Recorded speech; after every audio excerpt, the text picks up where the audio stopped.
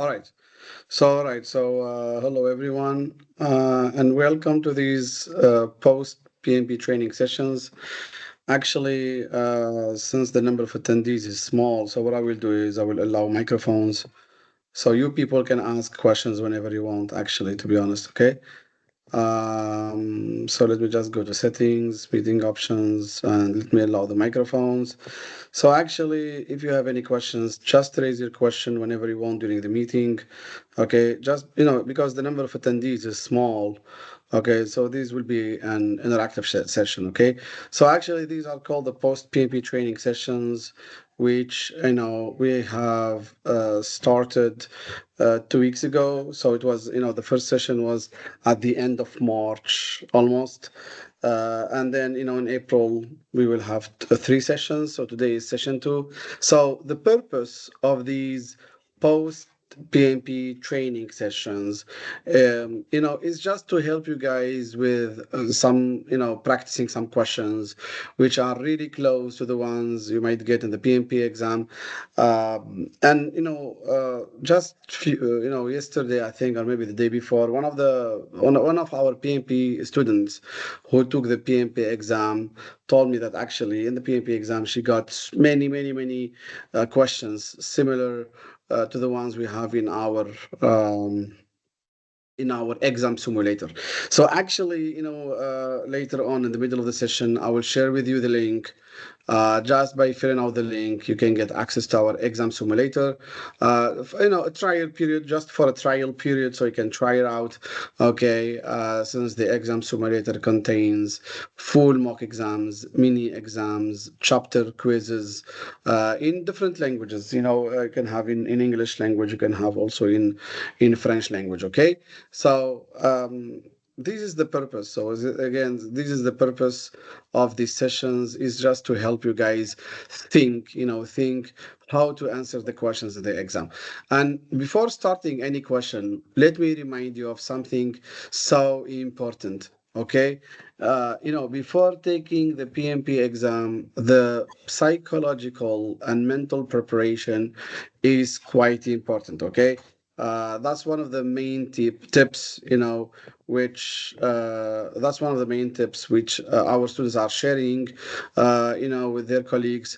You really need to very well prepare, for your PMP exam, working on time management, working on psychological preparation, mental preparation, get used, to the conditions of the exam. Don't be surprised if PMI, asks, or if any question in the PMP exam is asked in a way which you haven't experienced, all right, before. So just, be ready for any type of questions, for any scenarios. We want you always to remember, PMI does not have just one set of questions, like one bank of questions. Okay, and this bank of questions contains like let's say 1,000 questions or 2,000 questions, and that's it. No, actually, let me tell you this, because this is quite new, and this is really something just we got confirmation of it last week. Actually, it is the PMI Infinity right now, which is creating a decent percentage of the PMP of the questions at the PMP exam. We have tested this. We have tested this and it worked. Let me tell you how. Okay, this is really new information, which actually we were planning on sharing it tomorrow, actually, with our community on LinkedIn. So, a few months ago, uh, yeah, like maybe a few weeks ago, actually, not a few months ago, a few weeks ago, maybe 4 or 5 weeks ago, we asked PMI Infinity to create, not to share, to create. There is a difference, when asking PMI Infinity whether to share or to create. I personally, I asked PMI Infinity to create, let's say, around 100 questions, very similar, like PMP style, 100 questions PMP style. Okay, and it provided me with the 100 questions about different topics. Of course, I was guiding PMI Infinity. I was telling it, I want the questions to be this long, this short, about this topic, about this, about that.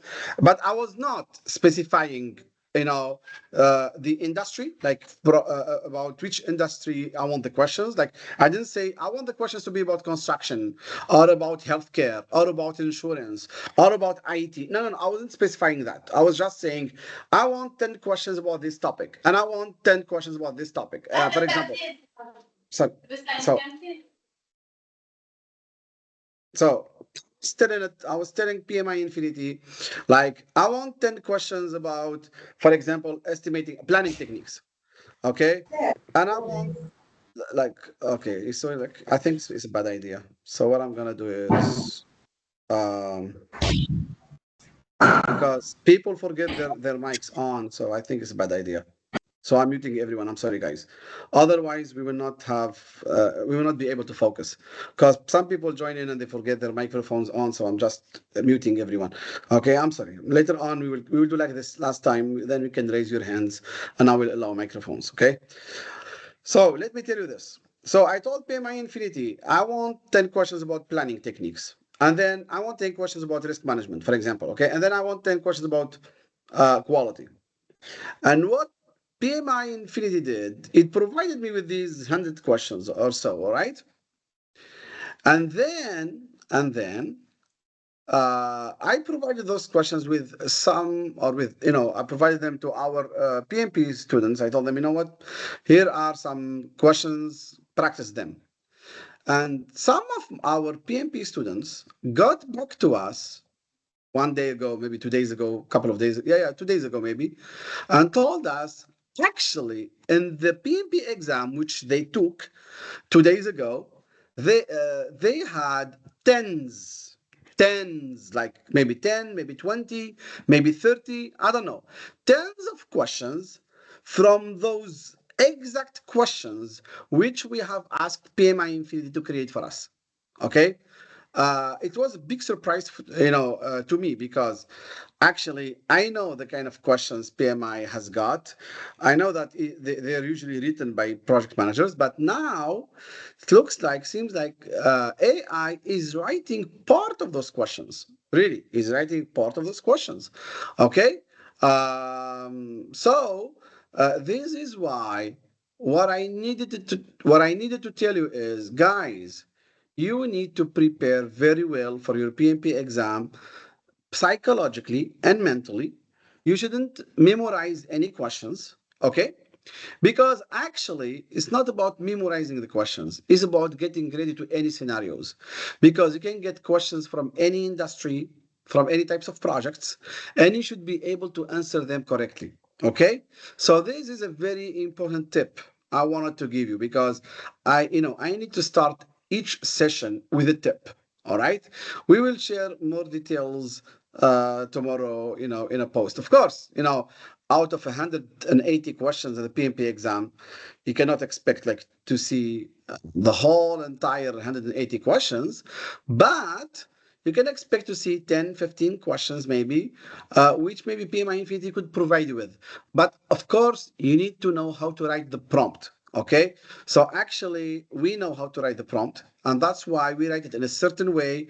We get the certain questions, which then we share with our students internally in our internal platform. Okay, all right. So let's kick this off. Okay, let's look at this session two.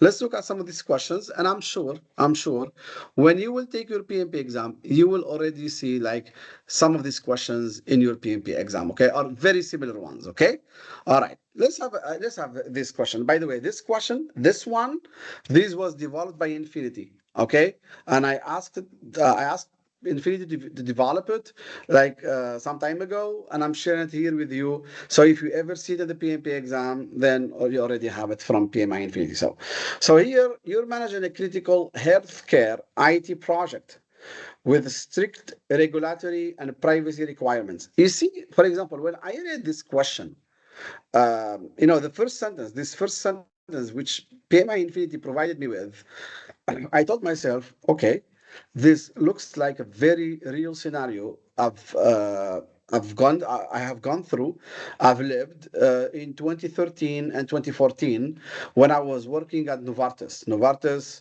is a healthcare company, okay, pharmaceutical company, and I was working in the IT department, I was working, sorry, on IT projects in Novartis. So Novartis is a healthcare company. I was working on IT projects. Okay, and in Novartis, we used to follow really, really strict regularity and privacy requirements. So you see, even PMI Infinity provides questions from like almost real scenarios, like real life projects and examples. So okay, so even if this was made up by IT, still it definitely will fit or will resemble to one of the projects you have managed. And in my case it did. So midway through the project, a key component vendor announces they're going out of business in 45 days, so they will bankrupt probably or whatever. This component is on the critical path and cannot be sourced easily elsewhere. Okay, so what should the project manager do first? Guys, please listen. Please listen. In any question, if it asks you what to do first, what's the first thing to do? Remember, always the first thing we need to do is gathering information, analyzing the situation, evaluating, reviewing. That's most of the time. And sometimes following the first step in the process. So when it asks you what to do first, it's either like review, analyze, evaluate, etc., or maybe check the answer, which is about the first step in the process. Okay, so here we have a vendor who is about to go out of business, and we need this component. It's on the critical path. Okay, we cannot really replace it. It's on the critical path. It cannot be sourced easily elsewhere. What to do first? Should we first notify the sponsor and escalate the risk? Is this the first thing to do? Yes or no? You probably guessed it. You probably have guessed it. Immediately initiate procurement for a replacement vendor. Is this really the first thing to do? Conduct an impact analysis and evaluate alternative solutions. This sounds like our tip, our recommendation. What's the first thing to start with? This answer C, it sounds like it. Okay? Or fast track the remaining work to reduce the delay. Well, fast tracking is good, but you have to remember whenever we ask what to do first, usually first we need to analyze. We need to evaluate. Well, analyze the impact, evaluate the alternatives, discuss with somebody, gather information, etc. Okay? Yes, fast tracking may be good. Maybe at certain point we will need to escalate. Maybe. I don't know. I don't think so now. But since the question asked what to do first, then we need to gather information. We need to evaluate, analyze, look at the different options, different alternative solutions, and then take the right action.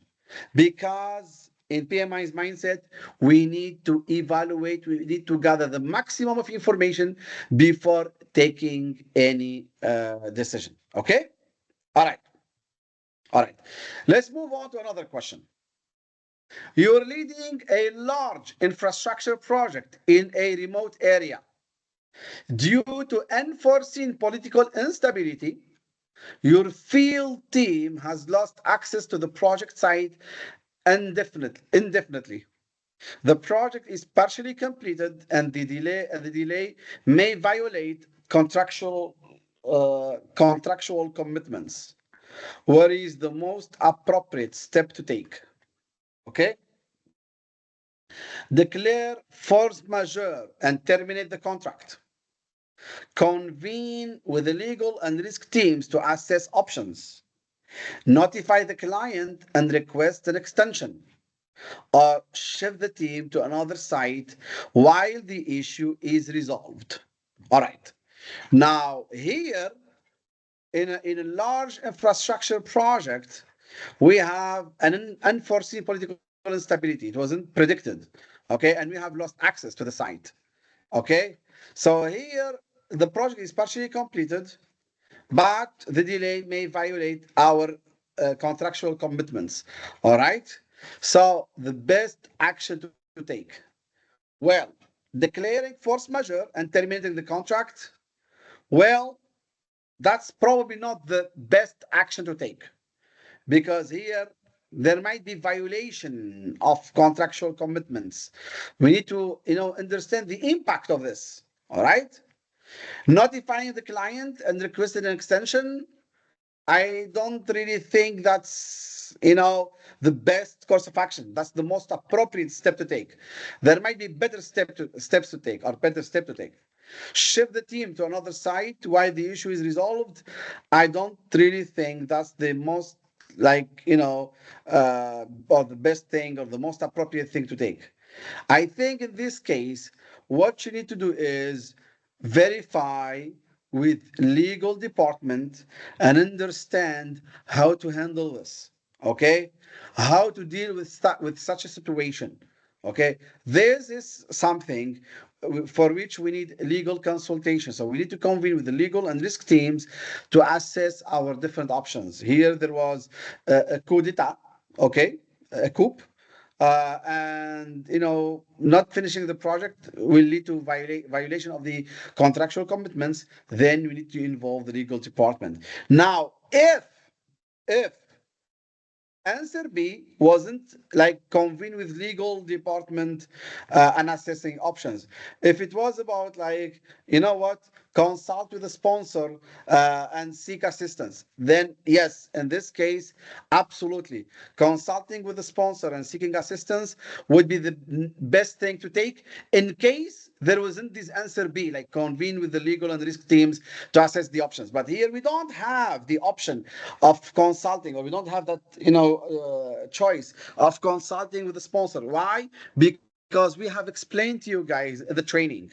If a situation exceeds your power, like in here, consult with the sponsor or consult with the steering committee. Okay, terminating the contract, you cannot do that just by yourself.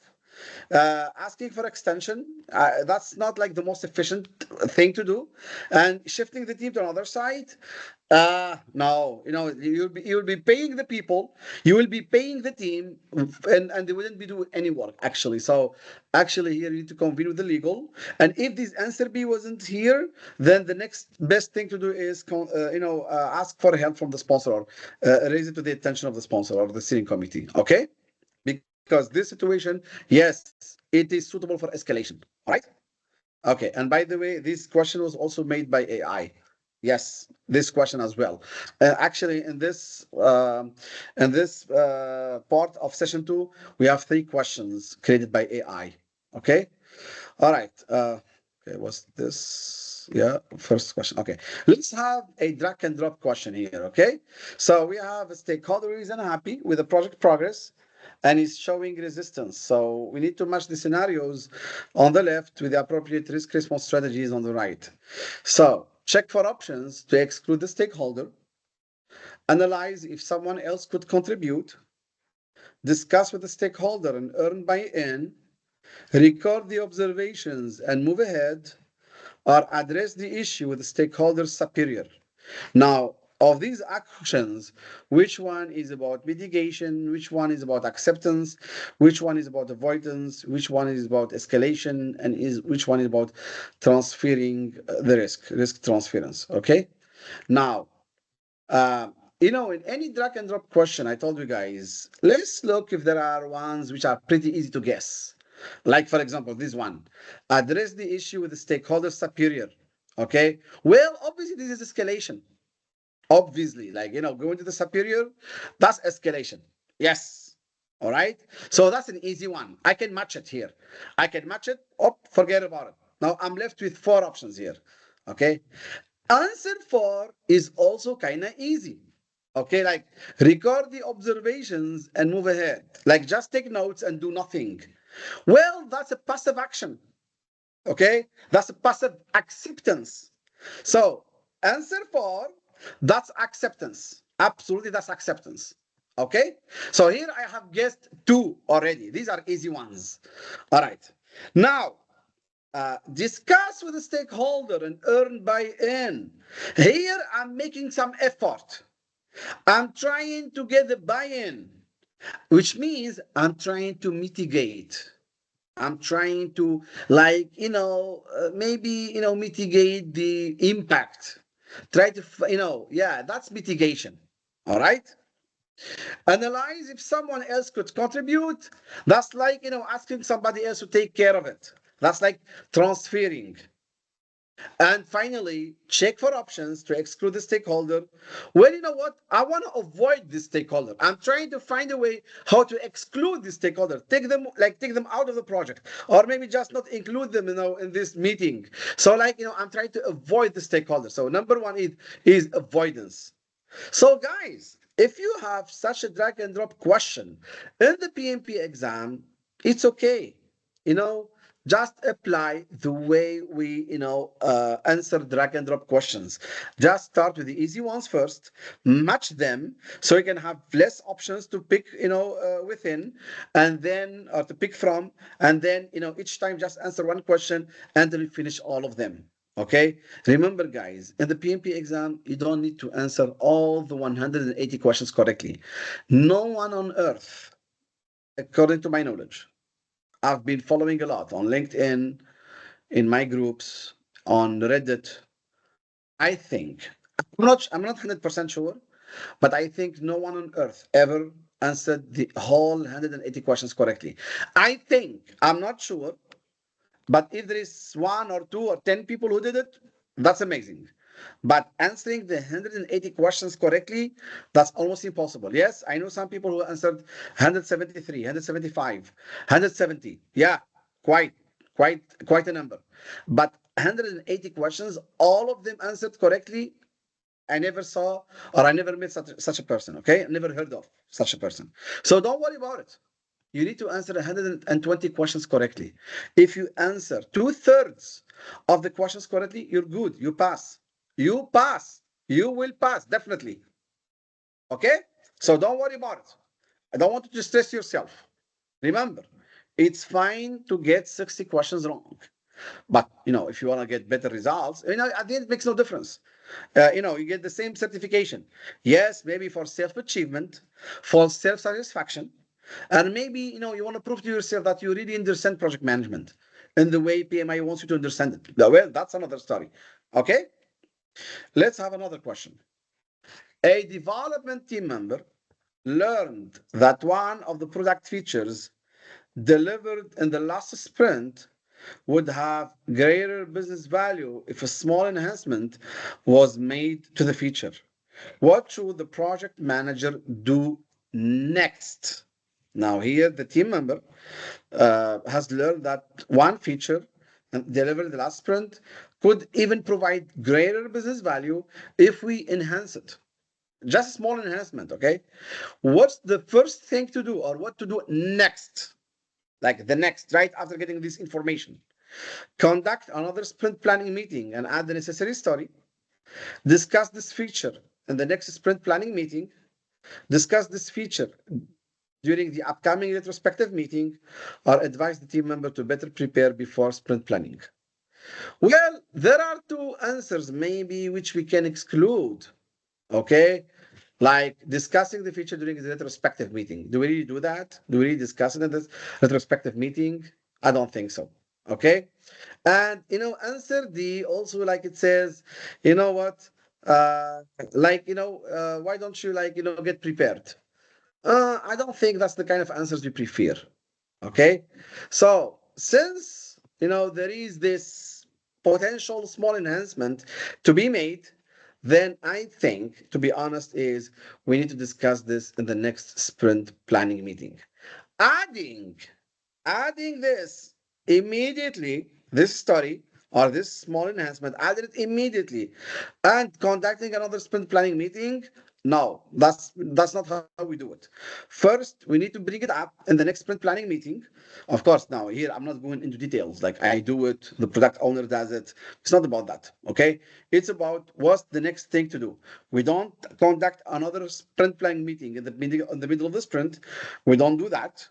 We don't discuss this in the retrospective meeting, and answer D is very passive. Actually, it's not even, for me, it's meaningless. Sorry. For me, it's meaningless. The right thing to do is to discuss this feature in the next sprint planning meeting. Okay? All right. Let's have another question. A project manager is working on a project that is required to deliver value on an incremental basis. Now, which action should the project manager take to enable successful project execution? Identify the tangible and intangible benefits, create a project schedule containing milestones, engage with the project sponsor to understand the scope, or develop a comprehensive set of requirements. Now, here we would like to deliver value on incremental basis. Okay, and what do we need to do now to enable successful project execution? Should we create project schedule containing milestones? Does this really contribute to successful project execution and deliver value on incremental basis? Or should we engage with the sponsor to understand the scope? Are these really B and C the right course of actions? I don't think so. Okay. I think the right course of action is to know what are the tangible and intangible benefits or business value which we would like to get incrementally from this project. Okay. This is, how we can ensure or enable successful project execution. Okay. Developing a comprehensive set of requirements. Well, it's good to know, but we need to really define where value lies. Okay, what kind of benefits we expect to have. Okay, so this is actually the right answer. By the way, so far the questions we have seen so far in this session, you might get very similar ones to them in the PMP exam. Okay, all right. And this one here, I think question number 23, I think it was created by AI. I think. Okay, let's have another question. And by the way, you see the length of this question? One sentence here, then the question, then the choices. And then you see the question here, it's kind of longer. It's kind of longer, like longer text, longer answers. Yes. In the PMP exam, I told you the PMP training, guys. I told you, you might get 60 long questions. Actually, it's kind of common. I think more than half of the participants or half of the people who take the PMP exam, they get kind of long questions. Okay, I think half of them, almost, yeah, kind of. All right. So you should always really expect that. All right. So a project manager is made aware that there are defects in the parts provided by a supplier, which are causing delays in the testing phase. The supplier claims that all parts have been delivered as per the contract. If the defects are not fixed by the supplier within 1 week, the product release will be impacted to not be possible to release. Okay. Now, what should the project manager do? Here we have a situation, with the supplier. They have delivered defective parts, and these defective parts are causing delays in the testing phase and might impact the entire release of the product. What to do? Request a cancellation of the procurement contract with the supplier and impose a penalty. Is this really what we want to do? Is this really now? I mean, does this action fit with PMI's mindset? Immediately canceling, yeah, the contract and penalizing. I don't think so. Review the procurement contract and ask the supplier to negotiate a solution. Escalate the issue to senior management as the supplier is not following the procurement contract. Request a revision of the procurement contract to include specifications for the parts. I think answers A and C are kind of doubtful. Kind of doubtful, okay? All right. You probably know PMI's mindset by now, okay? I think the right thing to do here is to try to review the procurement contract and then we try to negotiate a solution, okay? Because here, the parts provided by the supplier are defective but the supplier says, actually, no, they are delivered according to the contract. So we're saying something, and the contractor is saying something else. So here we definitely need to apply soft skills. And we need to have direct communication with the supplier. But because this direct communication is with supplier, it is called negotiation. Okay. So when we're trying, to get the points of views closer, when we're trying to get, a solution or an agreement, that's called negotiation. So first of all, we need to review the procurement contract to make sure whether the specifications have been really clearly stated in the contract for these parts, and then we try to negotiate. Even if we are correct, now I need you to understand PMI's mindset. Even if we are right, we cannot impose. We are PMI's mindset is against imposing. So even if we are right, we need to negotiate. Okay. So we said answer A is wrong because we don't immediately cancel and impose a penalty. Answer C, like escalating. I don't think we need to escalate now here. I think there are better answers. Answer D, like reviewing the procurement contract to include specifications for the parts. Well, actually, we do that in case it turns out that the contract did not specify the specifications for the parts.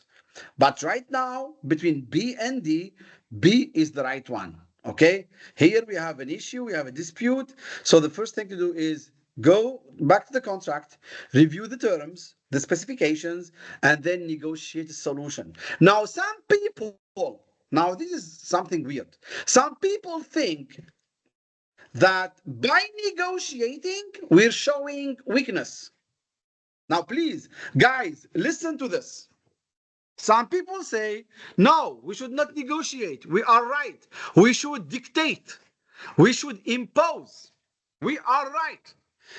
Well, that's not in PMI's mindset. PMI says, even if we are right, we need to negotiate. Well, you know what? We need to reach common agreement. We need to agree. We cannot impose. We cannot force. Okay, so that's why answer B is the right one. So please remember this, guys. Always apply PMI's mindset. Look, guys, do you want to have the secret? I can write it here, please.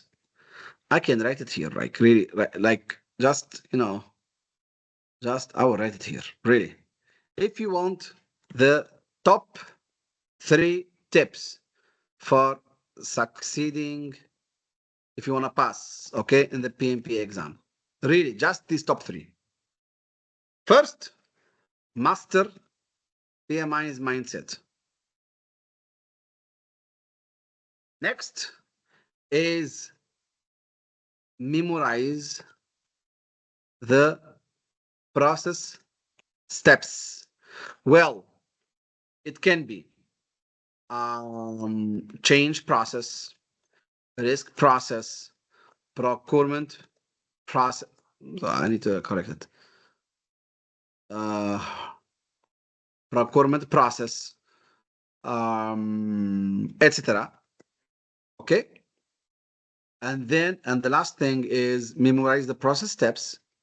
Yeah, don't forget the sprint process. Yes, the steps, and the sprint. So master PMI's mindset: no firing, no escalating, no asking for more money. Like for example, no firing, no escalating, no asking for more money, etc. Okay, taking active solution, effective solution, etc. Memorize the process steps and know the tools. Know the tools. Really, guys, really.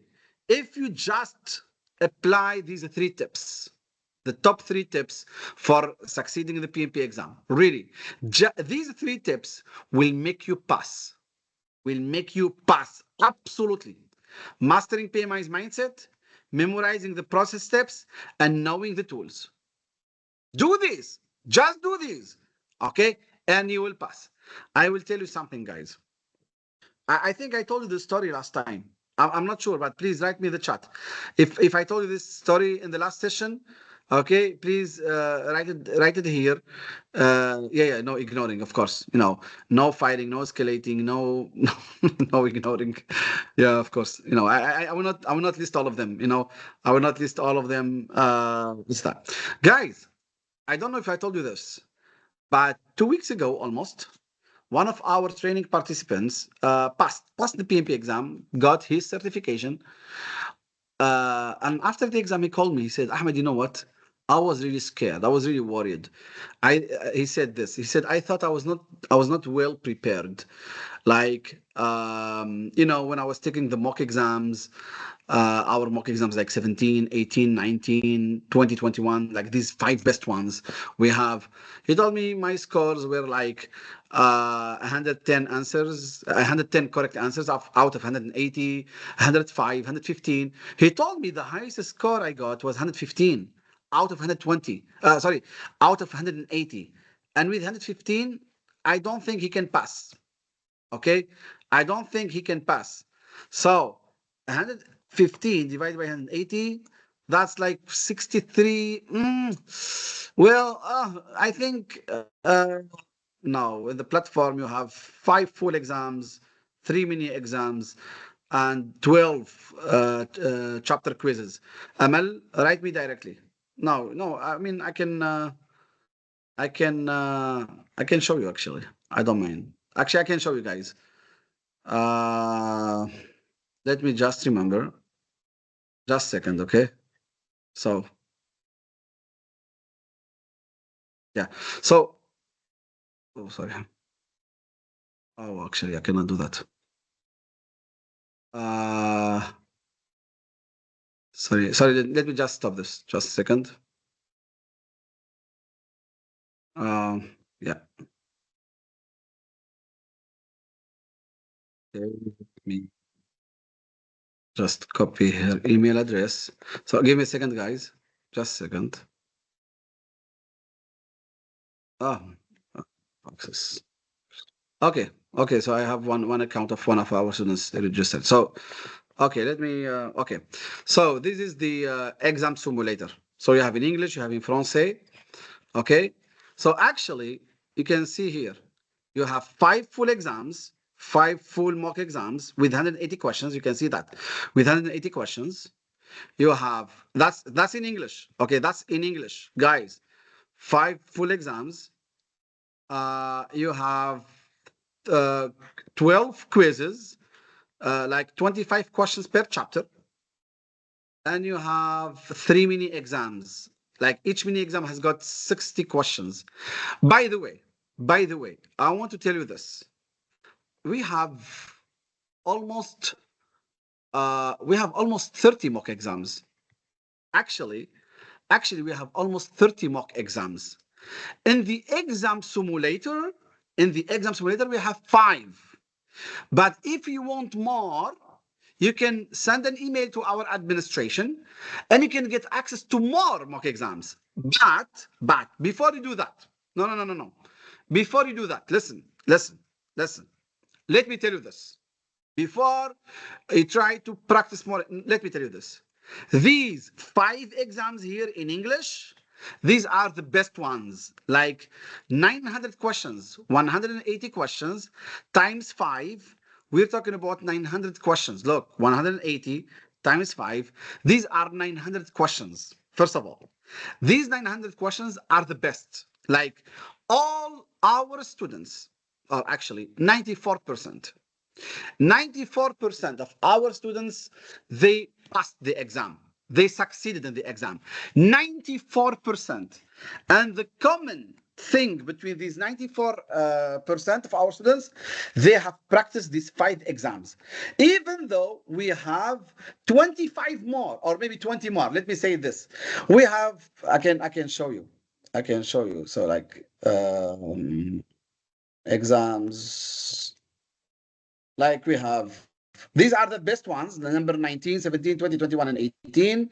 And then we have additional exams, like number 1 is difficult. It's very difficult. Number 2 is the most difficult one. It's actually in red. Like almost no one passed. our mock exam number 2. We have number 4, 5, 3, 6, 7, 8, 9, 10, 11, 12. These 9 to 12, they're very similar to PMI study hall. Very similar. And then we have in French, en français, 13, 14, 15, 16. Okay, and then we have 27, 28, 29. These 27, 28, 29, they're the translation of 19, 20, 21. Okay, so actually we have many more questions, and here's the difficulty level, the minimum passing score we would like you to have, and in which order to take the exam. Actually, we have more, but 99%. No, okay, you know what? I'm not going to say 99%. 95%. 95% of our students took only these first 5 ones, which we have recommended for them, like the must do. 95%. 95% just took these 5 ones. That's it. Really. Only 5% or less managed to take maybe like few more questions from here. Have to. Let me be honest with you. You don't have to. You know why? Let me tell you why. Listen, guys. Listen, guys. When you got access to our internal education platform and exam simulator, you immediately got, you automatically got access to these 5 questions here, 5 exams here. And plus, in the education platform, you have nearly 360 questions, nearly 360 additional questions, okay, which are taken randomly from these different exams, okay, randomly. So actually, by, if we combine the number of questions you have in the course, in the presentation, which you remember from our training, plus the number of questions in the education platform, plus these, where are they? Just a second. Plus these full mock exams here, mini exams here, quizzes here. Actually, you have so many questions that you don't need anything else. And I can tell you, our students who have access to this simulator, to this exam simulator, they have not finished all of these exams, quizzes, and mini exams. No. Like most of our students, they take 3 full exams, and by the way, take them in this order, please. 1, 2, 3, then 4, 5, please. Okay. Most of our students, they took exams number 1, 2, 3, then the mini exams, because they are quite easy, like 60 questions. Not the questions are easy, but just the number is small. And then maybe with the quizzes. But really, no one told me, oh, Ahmed, I have completed all the 108, because, here you have 900 questions. And here, you have 25 times 12, 300 questions. So that's 1,200 questions plus 180 questions. So that's almost 1,500 questions or 1,400 questions, almost. And combined with the education platform, we're talking about almost 2,000 questions. That's too many. Okay. So please, that's really more than enough. More than enough. But again, as I told you, if you think you want to practice more and more questions, just contact us. All right.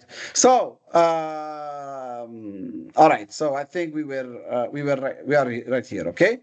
All right. So I think we said that the right course of action is to review the procurement contract and ask the supplier for a solution or negotiate a solution. Okay. Let's have one more question. Okay. So this question is a drag and drop. So drag the tool or the technique on the left to the correct task on the right. Work breakdown structure, WBS, weekly project meetings, Kanban board, and daily stand-up meeting. Now, in which tool or technique do we monitor the workflow of the sprint? Which one is used for removing impediments of work? Which one is in a bottom-up cost estimation? And which one is reflecting project performance update? All right. So this is almost this drag and drop question is almost similar to what you might get in the PMP exam. All right. So okay, guys. So let's, as usual, in a drag and drop question, let's start with the one that is the easiest, or we have figured somehow, like how to do it. I think this one, removing impediments of work. Well, when do we get to know the impediments? During the daily meeting. So actually, the daily stand-up meeting, okay, are a good opportunity to identify impediments, and then we can work on removing them right after the stand-up meeting. So daily stand-up meeting, that's for identifying the impediments which need to be removed. All right. So that's an easy one. All right.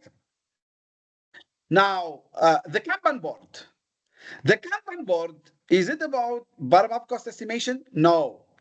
Is it about project performance update? I don't think so.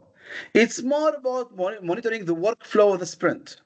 Kanban board, Scrum board, the same thing. We use them to monitor the workflow in the sprint. Okay, like what's the flow of the actions? Like, is it in planning? Is it in progress? Is it in testing? Is it done? Is it in the to do yet? Etc. So that's more of a Kanban board. All right. Now, the work breakdown structure, WBS. So, is it, to report on performance or to help us with the bottom-up estimations? Absolutely, the WBS can help us with the bottom-up cost estimation. And then finally, the project weekly meetings, these are for sharing updates on the project performance. So, you know, in the PMP exam, if you get a drag and drop question, okay, just try to analyze it easy, like logically, and always start with the easy ones, the ones you're sure of, and you get the rest right. Because let me tell you honestly, okay, I don't hide anything, because the more I tell you, the better prepared you are. Some of our PMP students tell us that actually they were challenged, okay, they were challenged with some drag and drop questions. All right. So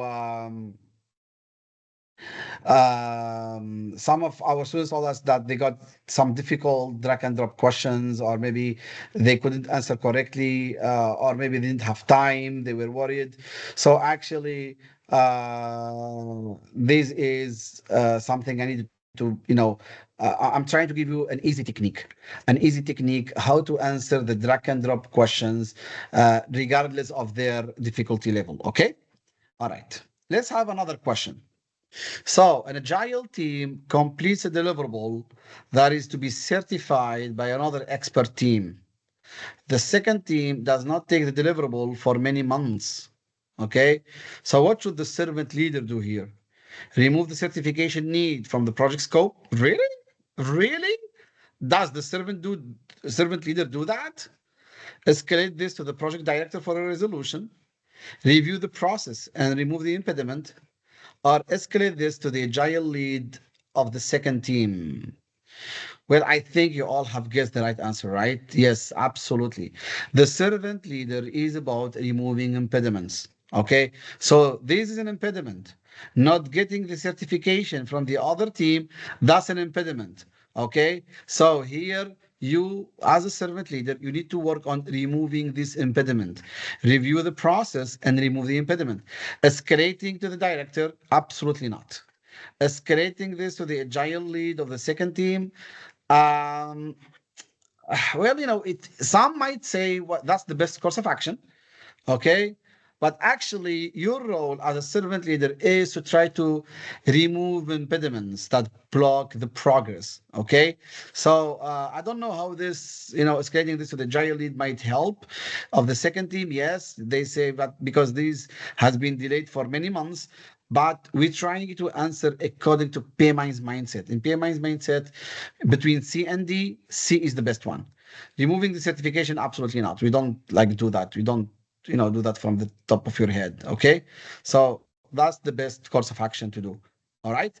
Again, I know some of you might say escalating this to the other agile lead of the second team, because we need to have a push from them, so we can get this done by their team. But um, actually, you as a servant leader, you need to apply the mindset and remove this impediment. Like, if removing the impediments require that you escalate this, or you have a discussion with the agile team, do it. but you need to answer correctly. Maybe removing the impediment by having a meeting with the servant leader of the second team, etc. Well, okay, but the best answer, according to the process, to the mindset, is answer C. Absolutely. Okay. Let's have a question. A project manager is appointed for the development of a new solution. The solution will be integrated into the environment by a third-party vendor. This vendor just announced a delay in delivering a key component, which will impact the project schedule. Now, what should the project manager do? Yes, guys, yes. Maybe some of you would say, how many questions in the PMP exam can we have or can we get about procurement, vendors, issues, conflicts? Well, if I would count try to count how many questions in the PMP exam about conflicts among stakeholders, conflicts about delivery, conflicts with or issues with the vendors, etc. Well, absolutely more than 40 questions, maybe 40, 45 questions, maybe more. Okay. Yes, about issues, conflicts. Because look, guys, can you help me with this? Before I can write this down. Look, before, like for example, in my time, which is when I took my PMP exam certification 2012. So in my time, the PMP exam was about, look, really following the process. Really, like PMP was all about following the process, which is page 62 of PMBOK 6. Okay. If you have learned by heart page 62, of course, in my time, there was not PMBOK 6. I took the exam based on PMBOK 4. Okay, which was, I think, slide number 51. I think it was page 51 or in PMBOK 4. I don't remember the exact, maybe page 49, 51, 53. I don't know. Okay. But if you memorize the process table, okay, the process groups, and with some formulas. Remember those formulas of earned value and the PERT estimation and stuff like that. Then you pass. So, guys, before, in my time, like in 2012, a few years before, a few years after, PMP certification was about following the process, whether you know the steps and the process or not. If you know that, you do it. And that made me make the biggest, well, not biggest, a very big mistake in the beginning of my career. This mistake, I did it in 2009. Do you know what was the mistake? Um, when I learned project management in 2007, 2008, I learned exactly according to the process. So, for example, if I would go back to this question, I think, let me just read this. Blah, blah, blah. Just a second. No. Let me go back to this one. Yeah. So, maybe not this one. Just second. Just second. No. It was, yeah, this one, maybe. I think this one. So the mistake I made in 2009 was that I followed the process steps, step by step. I knew them by heart. And if I faced a blocking situation, like for example, if in my project, I noticed that actually we're not going to deliver value. We are not going to deliver value. If I figure that out, if I notice that actually what we're working on, listen to this, what we're working on actually might not respond exactly to what the customer wants. Do you know what I did? Do you know what I did? Nothing. I did nothing. Why? Because in my mindset, I was following the steps correctly, and whether the solution responds to the customer needs or not, that's not my business. I used to tell myself this: well, the sponsor knows what to do. If the sponsor decided that this is the solution we need to deliver to the customer, then the sponsor knows the best. Okay?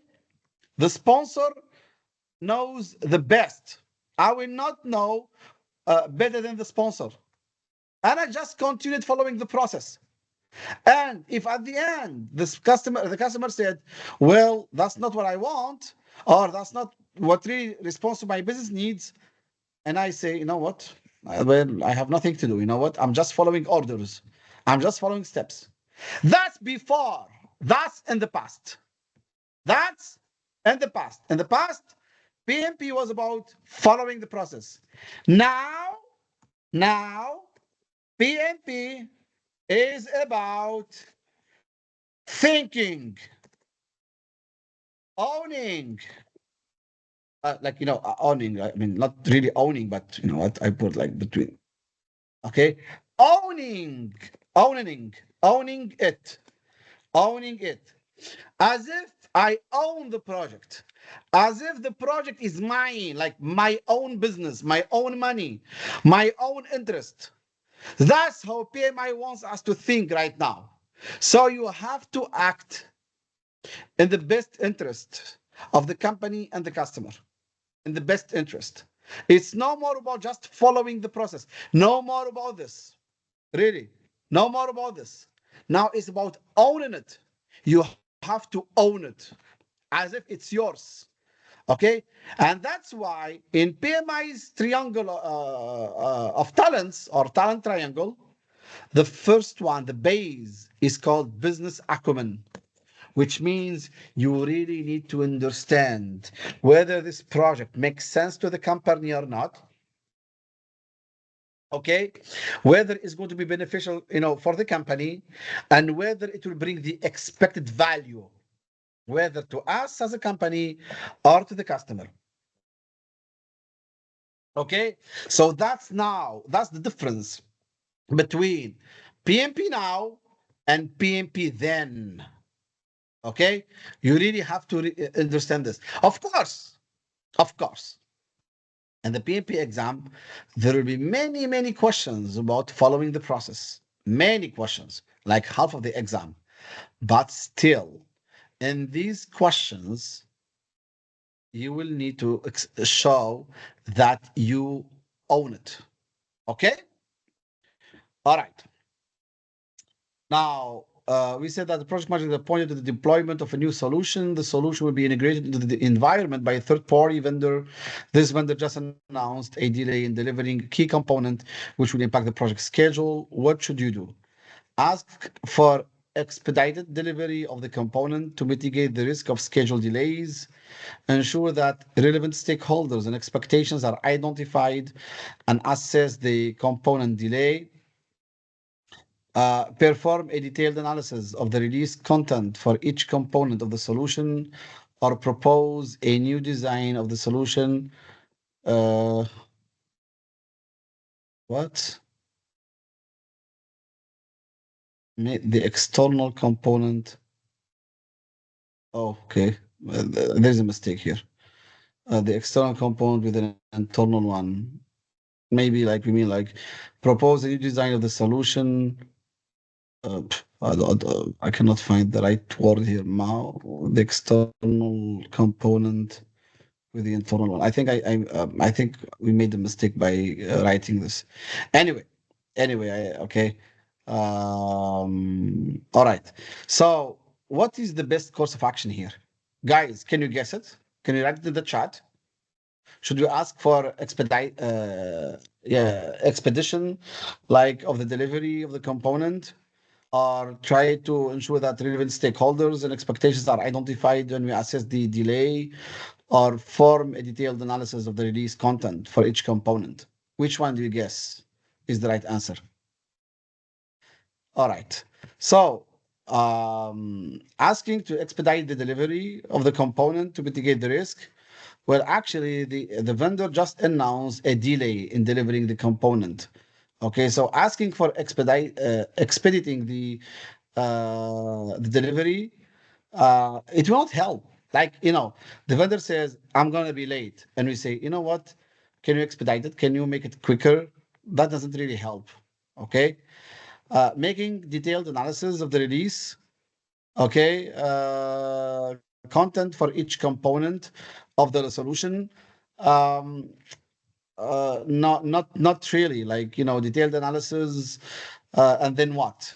Okay, ensuring the stakeholders and expectations are identified and we assess the impact of the component delay.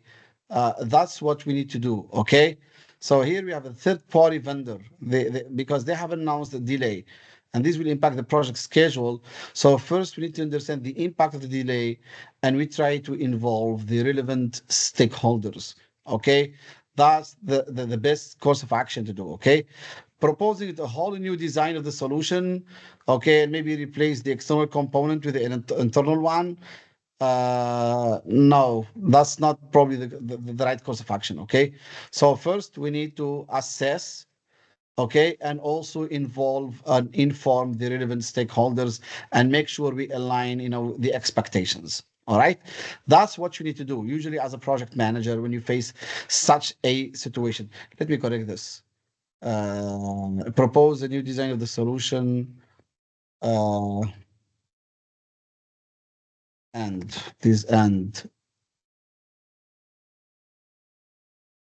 replace, maybe, and replace the external component with an internal one. Yeah, maybe this is how it would be. Okay, let's have another question. A project team is experiencing conflict between two team members. Team member A feels that team member B is always talking over team member A and does not listen to any advice. Team member B is not willing to listen to feedback. By the way, this question was in the real PMP exam. This one, some of our students saw it in the real PMP exam. This one. So, project team is experiencing conflict between two team members. Team member A feels that team member B is always talking over team member A and does not listen to any advice. So team member B is not willing to listen to feedback. What should the project manager do to resolve the issue? Report the performance issue to both the project team members, supervisors, or review the ground rules for collaboration within the team, or modify the communications, manage the plan, and resend it to the team, or move one of the team members to a different project team. I think there are some answers which you guys have already guessed that they're wrong, like removing one of the team members, like by moving them to another team. That's kind of that's like avoiding, very, very passive. Like, what, there is a conflict here, I cannot resolve it. So you know what? Let me move one of them out. Like, let's remove one of them, really. Okay. And or report the performance issue to the supervisor. Like, why would you do it? Can't you resolve it on your own? Okay. Modifying the communications match the plan and resending it to the team. Does this really address the issue here? No. What you need to do is make sure you review the ground rules for collaboration within the team. Maybe the ground rules are not clearly defined. Maybe these two team members, and mainly team member B, maybe they did not participate in creating the team charter. And remember, guys, the team charter, yes, it contains the ground rules for collaboration. So maybe team member B is not really, or did not participate in creating the team charter and is not respecting them or adhering to them. Okay. So this is what you need to do. No removing, no escalating to the supervisor, and modifying the communication master plan. That's very passive. But actually, communication master plan is like a table with the list of meetings and who should attend which meeting. That's mainly it. How would that resolve the issue, with the situation here? Okay, let's have another question. Now, a project manager works for a large manufacturing company with diversified domains. The project team often participates in change requests. Recently, the Change Control Board (CCB) deferred some requests, and the project manager wants to communicate these requests to the stakeholders. What document should the project manager use to communicate these requests? Risk log, backlog, change log, or issue log? Now, you might think in the PMP exam we cannot get such an easy question. Oh, yes. I told you guys, 60 questions are long, 60 questions are pretty easy, straightforward, 60 questions are average. Almost. It's almost like this, almost. If sometimes you get lucky and you get most of the questions easy, straightforward, but usually it's 60, 60, 60. And we don't know which, like you should not say, what, the first 60 questions might be either easy or long. Well, sometimes yes, but sometimes not. Maybe the long questions are just spread across the different sets of questions, okay? Because you have three sets of questions of 60 questions each. Now, the project manager here works for a large company, and the team, they often participate in change requests. So the CCB defers some change requests, and the project manager wants to communicate these requests to the stakeholders. So where to communicate these requests? Is it in the risk log? No. Backlog? No. Issue log? No. Yes, absolutely. The change requests are documented in the change log. So when you, as a project manager, are reporting on the change request, you need to make sure that the change log is updated to reflect and that it reflects these change requests. Okay, so this is the right answer. Yes, and by the way, yes, you can get really very similar question in the PMP exam. Absolutely normal. Absolutely, guys. Okay. Okay. Let's have a drag and drop question here. Drag the schedule problem on the right to the tool or technique. Sorry, on the left. Sorry. So drag and drop the schedule problem on the left. This is not on the right. It's actually on the left. To the tool or technique on the right. Okay. Now, what kind of schedule problems do we have here? Incorrect or incomplete activity dependencies, missing activities, incorrect sequencing, or unrealistic activity durations. Now, which tool or technique can help resolve this schedule problem? Parametric assessment, precedence diagramming method, decomposition, or critical path method. Okay? Now, as usual, let's try to figure out which ones are the easiest. Now, here we have some unrealistic activity durations, which means our estimates were wrong. Our estimations were not done right. Which one of these is about estimating? Parametric assessment or precedence diagramming or decomposition or critical path? It's absolutely the parametric assessment. The parametric assessment, remember, parametric analysis or assessment is a tool or a technique actually that is used for estimating activity durations. So number 4, okay, or this schedule problem is absolutely with answer A. Okay, then we have incorrect sequencing. We try to sequence the activities, but the sequencing was incorrect. Sorry. Now, sequencing, do we do it with the precedence diagramming method or decomposition or with the critical path method? Okay. Now, now some of you might think, well, it can be precedence diagramming method or it can be also critical path method. Decomposition, definitely not. Decomposition is for something else. Okay. However, before thinking whether to use precedence diagramming method, let's look at answer 1. Incorrect activity dependencies. Well, defining the dependencies, usually this happens in the precedence diagramming method. So, incorrect or incomplete activity dependencies, that's done through the precedence diagramming method, and therefore incorrect sequencing, this is reflected in the critical path method. Because remember, guys, from the training, the critical path method, okay, that's when we're linking the activities, to have entire paths, and then we try to calculate the duration of each path, in order to identify the critical path, and then check the floats and etc. Okay, so and then finally, if we have any missing activities, that means we did not decompose correctly the work. And here for decomposition, we can use WBS, for example. So work breakdown structure, WBS, that's one of the decomposition tools. Okay. And the more we decompose, the more activities are identified, and therefore we can avoid missing any activities. Okay, this drag and drop question, some of our students got it in the real PMP exam, like very, very similar one. Okay, they even told us this. Okay, so just for you, so just to help you, with the maximum questions and tips, we're trying really to give you the maximum questions and tips, guys, to help you like really pass the exam. All right, good. We will have a few more questions, and then we will open the microphones for questions and answers, guys. Okay?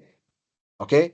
All right. So let's have a few more questions, and then we can have your questions about anything related to the training or to the questions to the exam, etc. All right. So a project manager for a large multi-year industrial project has a project with diversified stakeholders from various geographical areas. Recently, the project manager encountered an issue with stakeholder engagement. Which two tools should the project manager use to determine the underlying reason for why engagement is not having the planned effect? Five whys: communications management plan, Ishikawa diagram, log issue, or sorry, issue log, or open space meetings. Now, what's the situation here?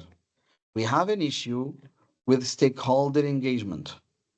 This is a multi-year industrial project in various geographical areas. Which two tools to use to define the reason, for why engagement is not being as planned. So we need two, what we call root cause analysis tools. So which of these tools are root cause analysis tools? RCA. Is the communication management plan an RCA tool? I don't think so. Is the issue log an RCA tool? I don't think so. Is open space meetings an RCA tool? I don't think so. Actually, five whys and Ishikawa diagrams, these are root cause analysis tools. You probably remember this from our training, guys. Okay? So it's five whys and Ishikawa diagrams. Now, maybe some of you have thought of the communications management plan or maybe engagement plan. I could have made this even harder. Like instead of open space meetings, I could have put like instead of this like engagement. Sorry, engagement plan.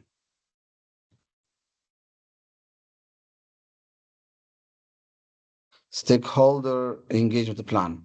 Now, if I replaced open space meetings by stakeholder engagement plan, I probably would have made this a little more difficult because we have an issue with stakeholder engagement. Okay.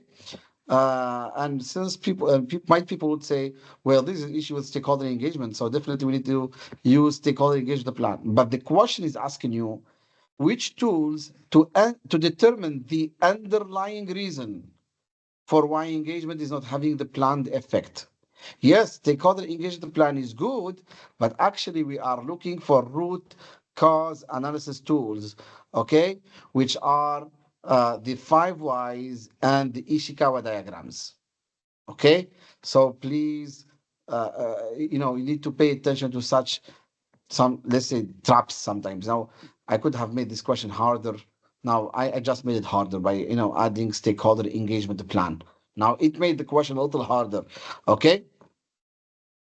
All right, let's have another question. So, a project manager has experience working with specific provider that has been requested for an upcoming project. This provider often fails to meet deliverable dates. However, it is the only company with a specific experience required for for the project. What should the project manager do during the planning phase? Now, again, we're back at having a question with a provider, with a supplier, with a contractor, etc. Now, many of our students told us that they got in the exam so many questions about, dealing with providers. It's fine. You can have so many questions about stakeholders, about providers, about quality, about risks, about agile, about planning. It's fine. Okay. Because in most of our projects, we deal with providers. Okay. So,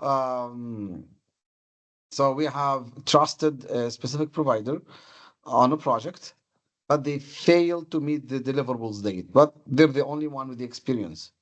Now, what should the project manager do during the planning phase? Hire resources to obtain knowledge about the provider's specific capabilities, add penalty clauses to the contract and update the risk register, encourage the provider to work overtime with no additional cost to the project, or contract another provider with less experience and give them a chance to provide the deliverables. Guys, how would you what would you do during the planning phase? During the planning phase, okay, in order to resolve the situation, what would you do? Hiring resources, or adding penalty clauses, or encouraging them to work overtime, or hiring another provider. But remember, this provider here, the first one, is the only one with a specific experience required for the project. Yes, absolutely. The right answer is to add penalty clauses to the contract and update the risk register. Okay. Now, add penalty clauses so they know if they're delayed, if they fail to meet deliverables, they will have to pay penalty. So then they will be afraid of missing the deadline. And then update the risk register. So, like by identifying this delay as a risk. Okay, this potential delay as a risk, because hiring additional resources, that's out. Asking them to work overtime, that's out. Contracting with another provider with less experience, that's definitely out, because this provider here is the only one with the specific experience. So A, C, and D are automatically out. So you're left with B. Okay. So if this contractor has got a known history of delay, then we need to make sure that we let them know about the consequences of being late. Okay. And this, like, we try to proactively manage the risk. All right. So one of the mitigation ways, listen guys, listen, adding penalty clauses to the contract, that's one of the ways how to mitigate the probability of having a delay.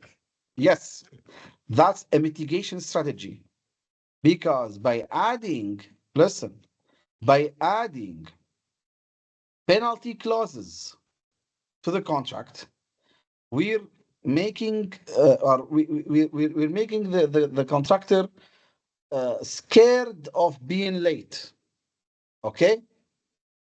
And therefore, we will have less chances of delay, or less probability of delay from this contractor. Okay. So actually adding these clauses will help us have less probability of delay, from this contractor. All right. So that's mitigating. Adding penalty clauses, that's a form of mitigating. Okay. All right. Let's have another question.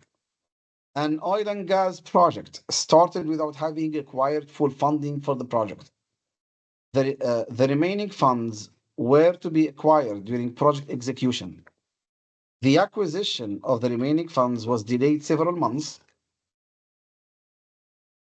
resulting in suspension of work by all contractors.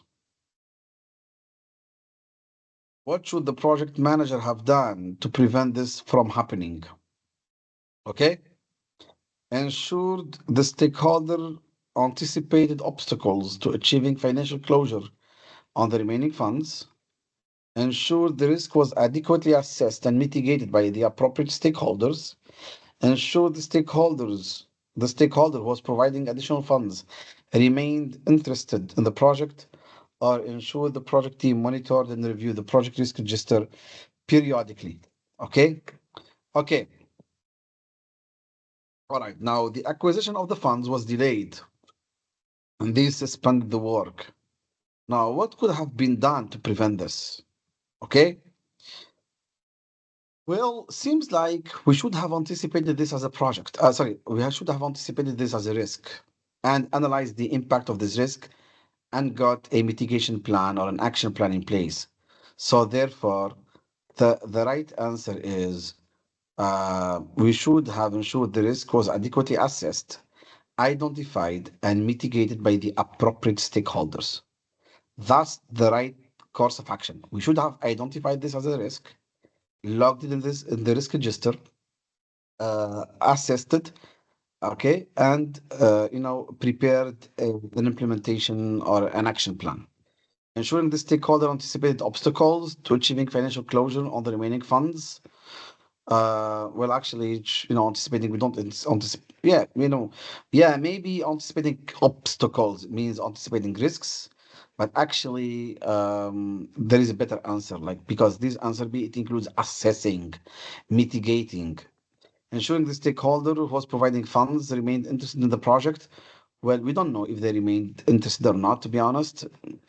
Ensure the team reviewed periodically. No, no, not really. Reviewing periodically doesn't really help. Actually, what should have been done is we should have identified this as a risk, okay, since the beginning of the project and prepared an adequate response plan, okay, with the appropriate stakeholder. This is what we should have done. All right. Good. Do you agree, guys? You're all okay? All right. So, okay, let's have one more question. So, an agile project manager would like to convert the requirements document into epics, capabilities, features, and stories. In how many iterations should the project manager estimate the story duration? 4 iterations, 1 iteration, 2 iterations, or 3 iterations? I'm really curious how you would answer this question, guys.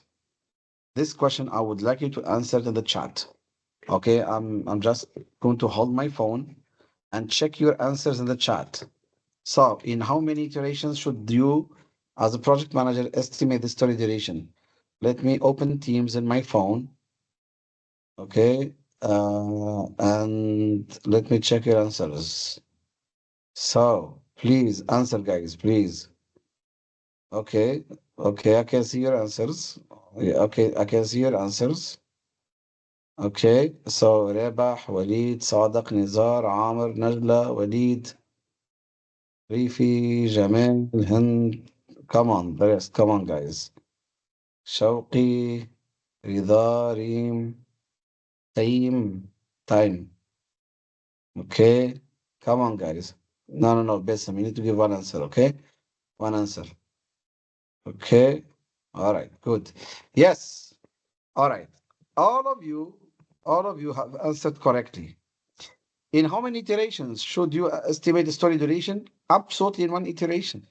In the planning meeting.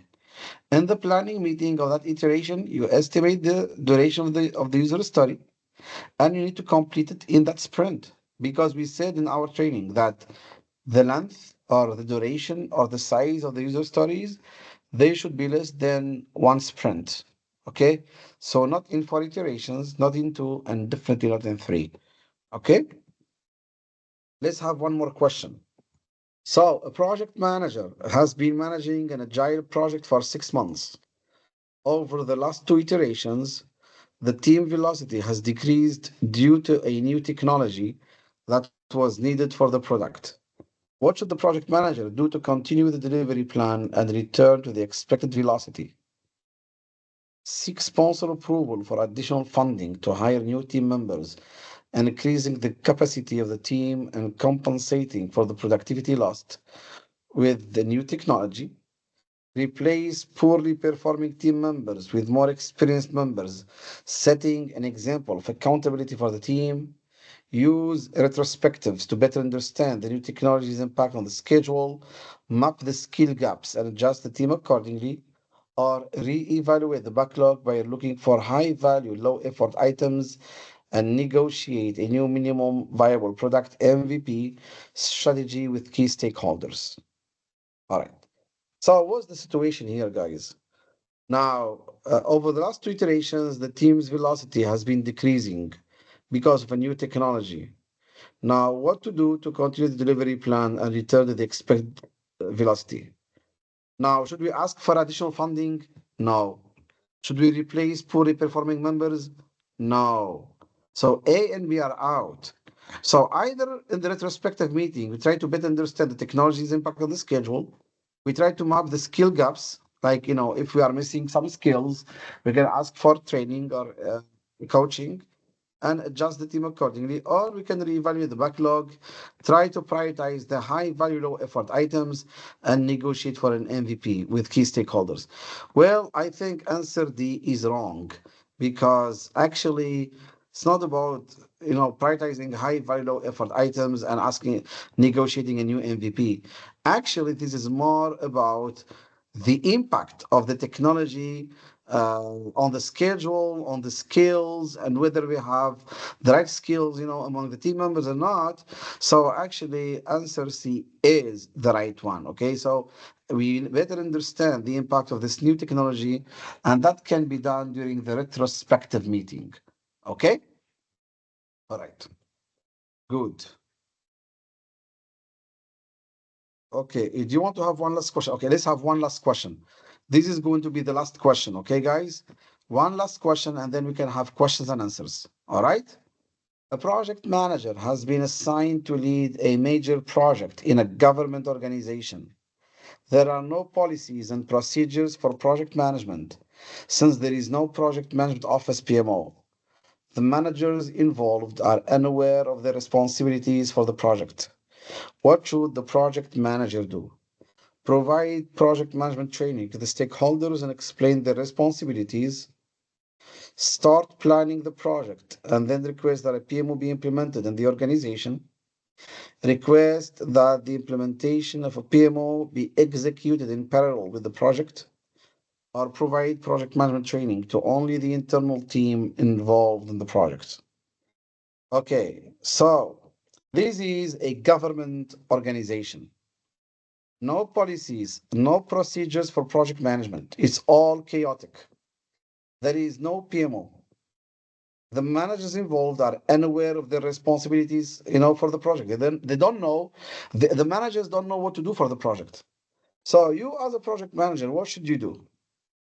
Provide PM training to the stakeholders and explain their responsibilities, or start planning and then request a PMO. No, I don't think we should start planning and then request a PMO. Request that the implementation of a PMO be executed in parallel with the project. Or provide PM training to only internal team. Well, definitely you don't do that. So what you need to do? Oh, really?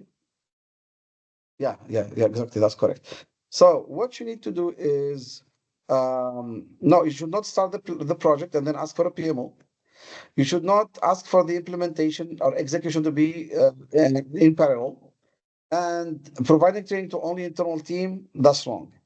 What you need to do is provide PM training to the managers and explain their roles and responsibilities.